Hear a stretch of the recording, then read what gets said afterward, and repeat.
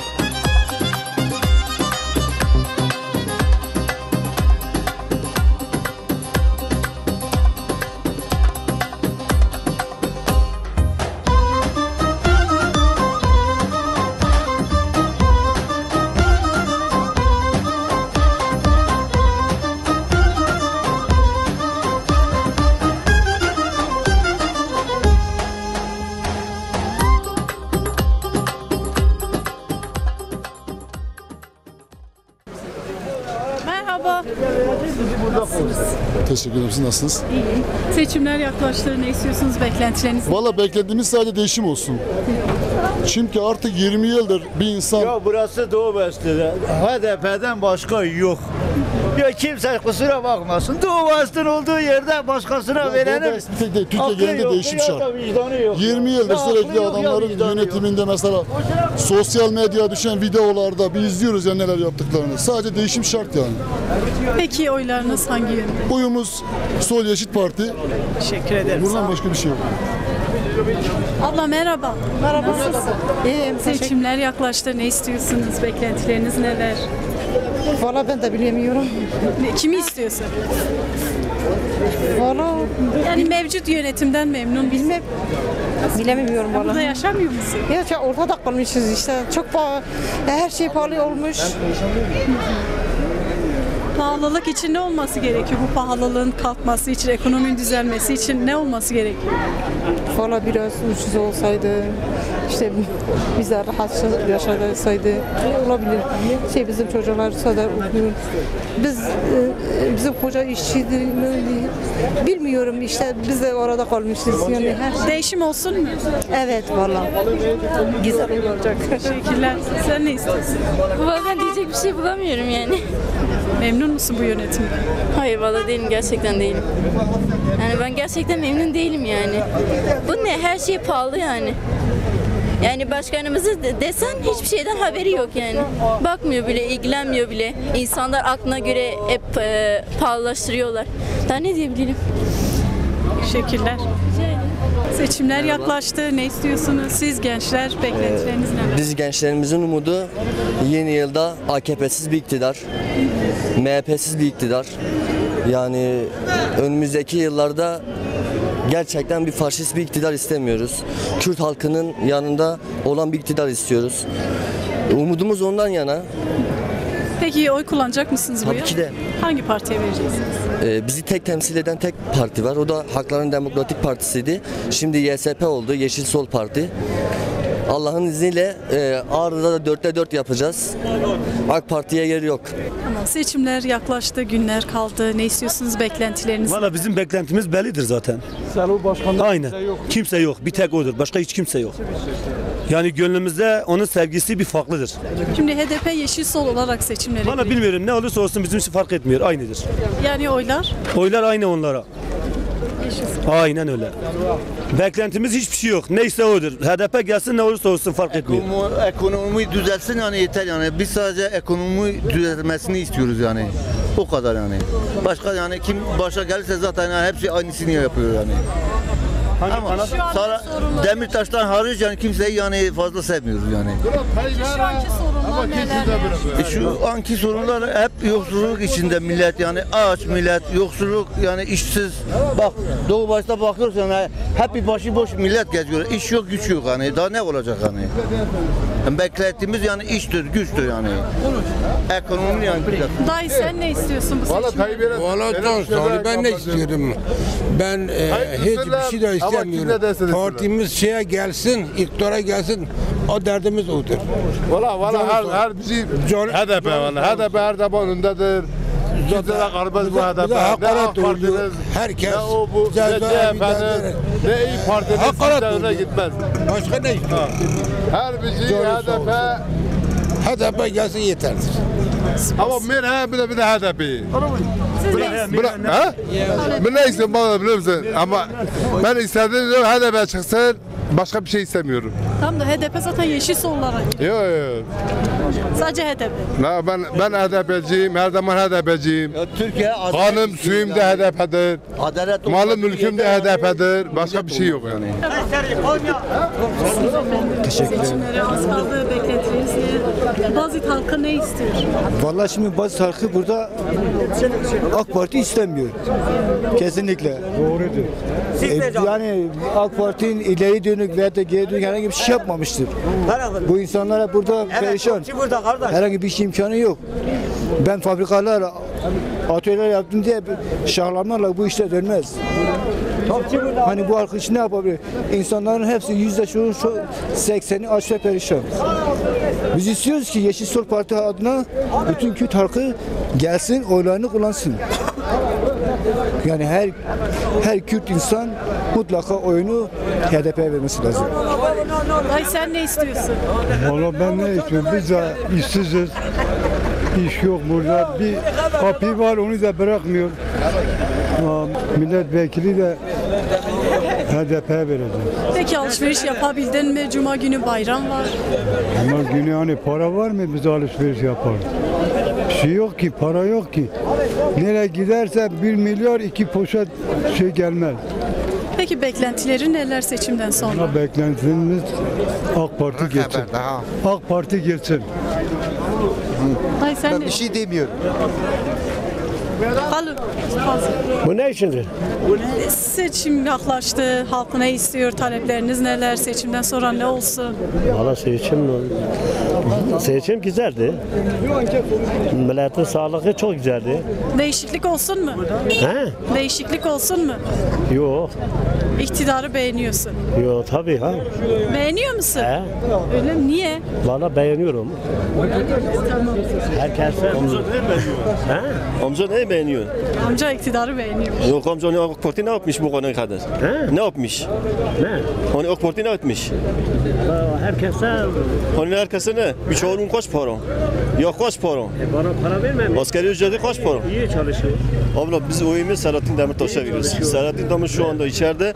Bütün Kürt halkına duyursun Selahattin Demirtaş. Selahattin Demirtaş'a kimse vermeyeceğiz. Yeşil Sol Parti. Tamam canım. Valla beklenti mesela şöyledir, yani bizim burada Doğu Beyaz belli başlıdır, yani direkt HDP veriyorlar, odur. Diğer yani gelişmeleri de güzel görüyoruz, İnşallah iyi olacak her şey. Ama ekonomi mesela biliyorsun krizdir, yani durum çok kötüdür, mesela pahalıdır, krizdir, yani millet geçinemiyor. İnşallah yani güzel bir şey olacak, yani güzel bir değişiklik olmayı yani hepimiz bekliyoruz, inşallah güzel bir şey olacak. Teşekkürler. Merhaba güzel kadınlar, nasılsınız? İyiyiz, teşekkürler. Seçimler yaklaştı, beklentileriniz neler, ne istiyorsunuz? Valla beklentimiz bence artık eğitim birazcık eğitim olsun yani. Hiç bayağı bir eğitimi boş bırakmışlar bence. Yukarıdakiler de bence değişsin artık. Yönetim değişsin. Bence değişsin. Peki oylar hangi partiye? Tabii ki HDP'ye vereceğim. Yeşil Sol. Evet. Teşekkürler. Merhaba teyzeciğim, 2 dakikanı alalım. Nasılsın? Seçimler yaklaştı, beklentileriniz neler? Beklentimiz her zamanki aynı, kendi kendimize veriyoruz. Yeşil Sol Parti. Evet. Tamam, teşekkürler. Sağ olun. Milletvekili için hangi partiye vereceğiz? Milletvekili için Yeşil Sol Partisi'ye oyumuzu vereceğiz. Biz Yeşil Sol Partisi'de Barış Demokratik Halk Partisi önce barış yapmak için ona destek veriyorduk. Şimdi Yeşil Sol'a geçmiş. Biz de Yeşil Sol olarak destek vereceğiz. Bu Türkiye'nin barışı için, kardeşliği için Yeşil Sol Parti'yi destekliyoruz. Teşekkür ederim. Siz ne istiyorsunuz?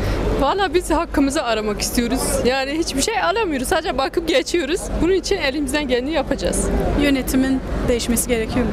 Değişmesi gerekiyor tabii ki de. Peki milletvekilliğinde? Yeşil Sol Partisi olarak. Teşekkürler. Yani AKP'de bahsetme. Aman aman. O HDP benim canım ciğerimdir. Ben sana bir şey diyeyim mi? AKP'yi bahsetme. Hangisini bahsediyorsun nedir? Başka ona dilisem ne? Da baskıra da kubar.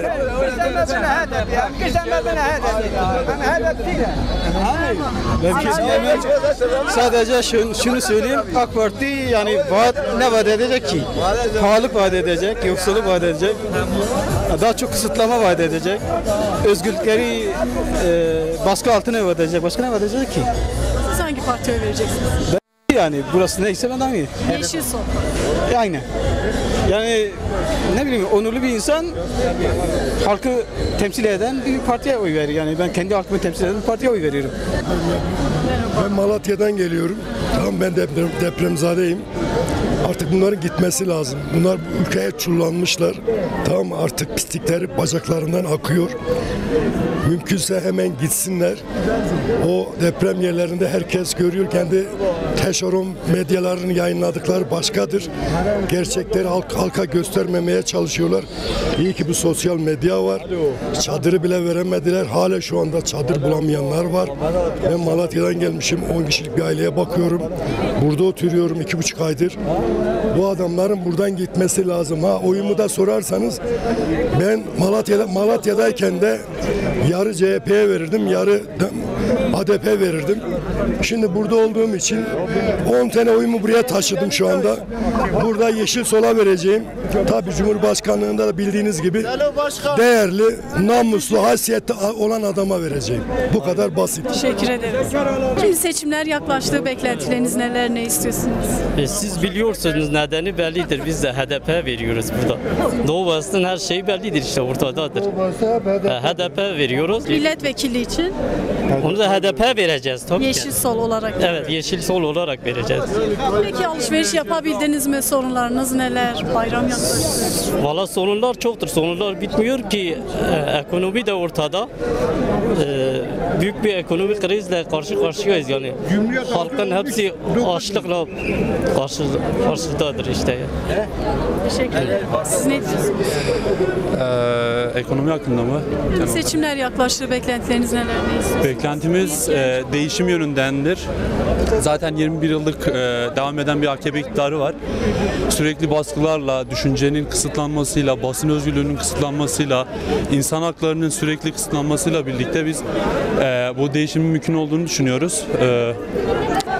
Ekonomik sorunların özellikle son dönemlerde bayağı bir baş göstermesi. Şu anda doları ellerinden geldikçe baskı altında tutup sürekli Merkez Bankası'nın döviz rezervlerini kısarak ekonomiyi seçime kadar idare etmelerini ve milleti de bu yönde kandırdıklarını düşünüyorlar. Artık halk bu masalları yemiyor.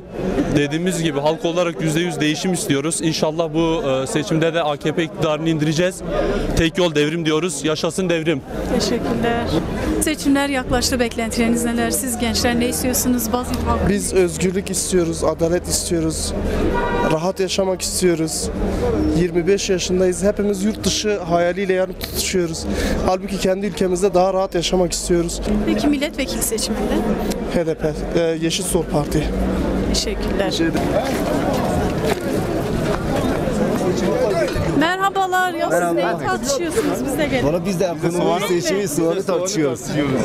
Merhaba. Merhaba. Öncelikle şöyle söyleyeyim. Biz artık bıktık. Gerçekten bıktık. Yani şöyle söyleyeyim. Geçinemiyoruz. Bu iktidardan bıktık. Mevcut iktidardan gerçekten biz bıkmışız artık. Biz gençler olarak değişim istiyoruz şu anda. Ülkenin ekonomisinin halini görüyorsunuz. Herkes perişan. Şu anda bayram. Şurada 10 kişiye sorun hangisi çoluğuna çocuğuna doğru düzgün bir elbise kıyafet almış. Yani bu Allah'tan reva mı? Biz gerçekten zor durumdayız. Artık zaten değişim şart, değişecekler. AKP yaşandı ve bitecek. Yeşil Sol'a vereceğiz. Yeşil Sol. Yani değişim istiyoruz biz. Artık değişim istiyoruz. Şunu da söyleyeyim, AKP'den de biz bıktık artık. Yaşasın Selo Başkan, yaşasın özgürlük, yaşasın devrim. Hangi partiye vereceksiniz? Yeşil Sol Parti. Peki Cumhurbaşkanı seçimi. Kılıçdaroğlu. Beklentileriniz neler bu seçimlerde? Erdoğan gitsin. Gezi kalan kolay. Ona gelsin yeterlidir. Bıktık yani. bizim odur. Hangisi gelsin? Erkam neyse ben onu istiyorum. Başka bir şey yok. Hangi partiye oy vereceksin? Erkam neyse. Kürtsün. Ben Kürt değilim. Erkam nedir odur. İşte başka şey yok. Tamamdır. Abla merhaba. Alışveriş yapabildiniz mi? Sorunlarınız neler? Valla sorunlarımız çoktur. Bir şey yoktur. Semrin ekonomik durumu çok kötüydü. Öyle yani. Durum yani hiç iyi değildir. Yönetimden memnun değilsiniz. Valla yönetim ne yönetim değildi. Değişmesini istiyor musunuz? Valla istiyorum. Yeşil Sol Partisi'ne vereceğim. Öyle. Ben Akdır'a buraya geldim. Babam evine geldim. Öyle yani. Tamam. Teşekkür ederim. Durum iyi değildir yani. Siz de biliyorsunuz, biz de biliyoruz. İyi değildir. Hadi görüşürüz. Merhaba dayı. Konuşmak ister misiniz? Efendim? Seçimler yaklaştı. Ne istiyorsunuz? Beklentileriniz neler? Güzellik istiyoruz, huzur istiyoruz. Geleceğimizi parlak istiyoruz. Ne istiyoruz? Ondan geldim. O safa geldiniz. Bizim hemşerimiz geldi. Belki fikirlerimiz aynı olabilir ama. Evet. Peki seçimlerde hangi partiye oy kullanmayı düşünüyorsunuz? Onu söylemeyelim. Onu söylemeyelim. Tamam. Teşekkür Herkesin Valla seçimler yaklaştı. Biz değişimden yanayız. Milletvekili olarak biz Yeşil Sol Parti'ye vereceğiz.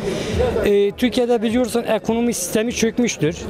Eğitim sistemi de çökmüştür aynı zamanda. Biz değişimden yanayız. Teşekkürler. Sağ olun. Ben de öyleyim. Alışveriş yapabildin mi? Biraz konuş, sorunlarınız neler? Ya sorun kalmamış kızım. Yazık olmuşuz. Sorun kalmamış.